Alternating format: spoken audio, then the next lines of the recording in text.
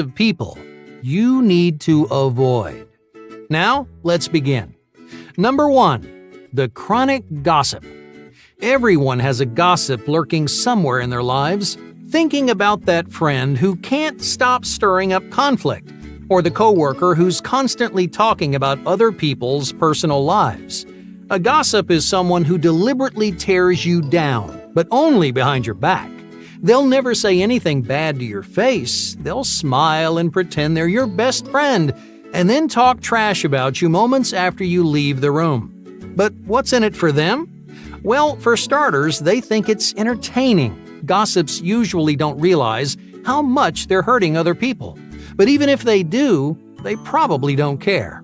Gossip is also a big ego booster. Criticizing other people gives them power, and it gets people's attention, which makes them feel special too.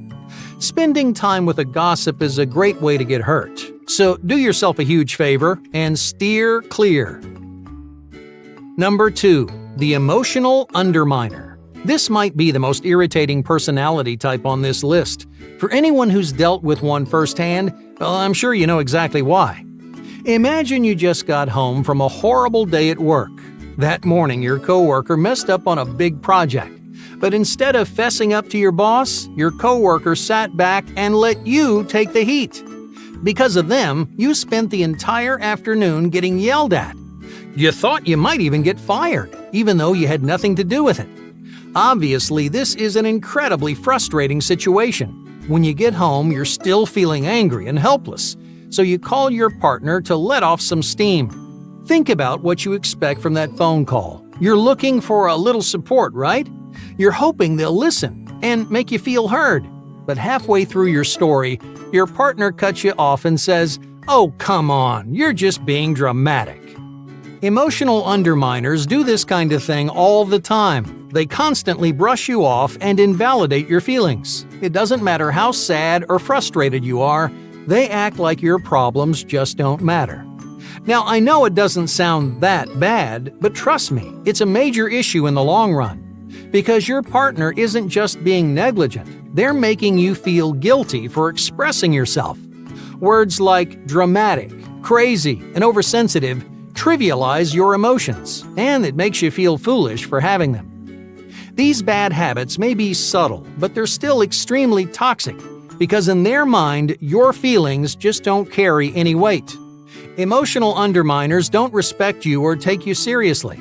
They might even think they're better than you. Most underminers treat your emotional intelligence like a weakness. Why?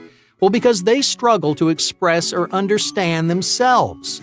Since underminers can't translate their own feelings into words, they make a habit of stepping on the people that can. So don't spend another minute getting stepped on. Whether it's your friend or your partner, get rid of the underminers in your life. Number 3. The sinking ship. Let's say you're sailing on the ocean when suddenly you run across a reef. The bottom of your boat gets torn apart and you barely manage to stay afloat. Most people would try to fix their boat, right? But instead, you turn around and go through that reef a second time. And then when that doesn't sink you, you do it again. That's essentially how this personality type lives. They act out the same destructive cycles and fall for the same traps, no matter how much it ruins their life. As a friend or partner, this is incredibly stressful to watch. You know exactly what they're doing wrong. Maybe you've told them a dozen times to stop, but it never works. The truth is, there's only so much you can do. If they don't want to change, it's not worth sinking alongside them. Number 4. The personality performer. These people wear their personality like a mask. On the outside, performers seem polished and controlled. They might dazzle you with their charisma, flourish under the spotlight, or win the respect of everyone they meet. But none of it's for real. It's all a performance. Performers embody the phrase, "Fake it until you make it." To get what they want, they interact with the world using complicated fake personalities. Now, I say personalities plural because there's usually more than one. Many performers have a different mask prepared for every environment. One they wear to impress their friends. Another they use to intimidate their coworkers. You see, each mask is tailor-made for a specific kind of reaction, to grab people's attention, to feel more powerful, or just to blend into the crowd. Performers have no real problem treating their personality like a tool. If they need to become a completely different person, well, they'll do it without a second thought. But the biggest problem with this personality type isn't their flexibility, it's their complete lack of honesty with others and themselves. Performers spend so much time manicuring their fake personalities that they rarely get in touch with their real emotions. So most of them are extremely immature. If you manage to get a glimpse behind the curtain, you'll find someone who's selfish, childish, and almost always unhappy. So what went wrong? Performers don't pay nearly enough attention to their interior selves. They're out of touch with their genuine wants, needs, and goals. It takes a lot of time to develop enough confidence to share your interior self with the world. But performers never do. Instead, they're scared of letting down their walls. To a performer, nothing is more terrifying than being vulnerable. Some people become performers because they're worried about getting hurt. They use their fake personality like a shield to protect them from danger.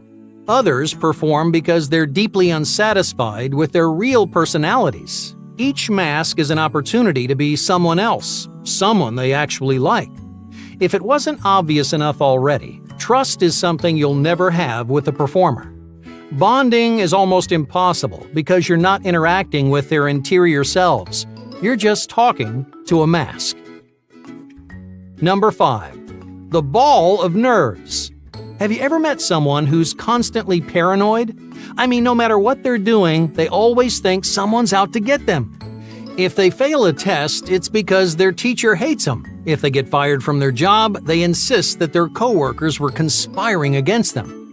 These people don't think anything is their fault. Instead, they'll find 1,000 reasons why it's somebody else's.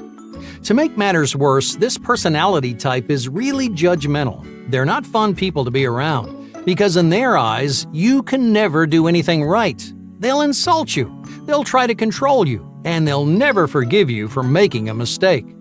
So save yourself from the grudges and pointless paranoia. If you run into a ball of nerves, don't bother getting involved. Number 6. The brick wall.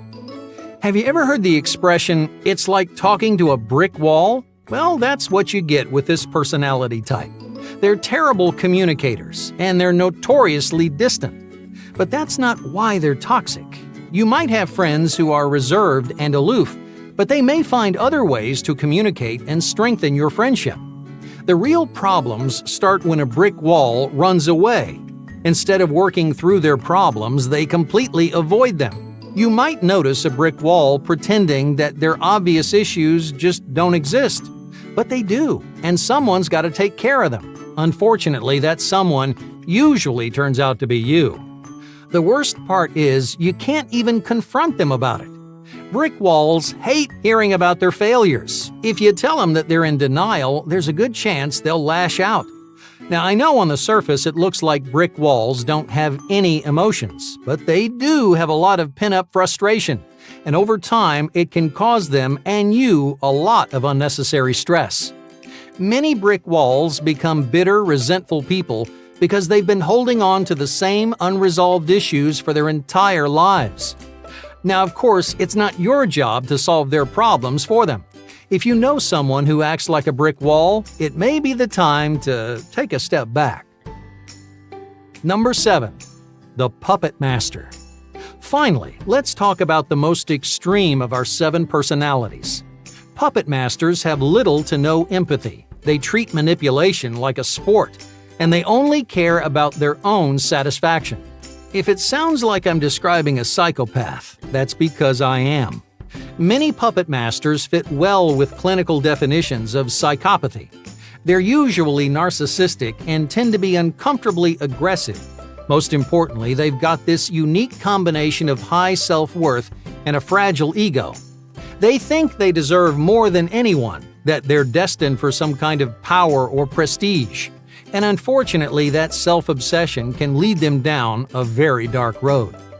Not all puppet masters are psychopaths, but you should still keep your distance.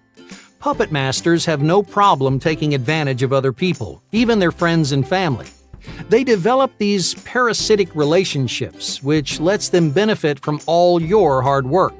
Since they're lacking in the empathy department, this doesn't sound like a problem to them, but it is a problem for you.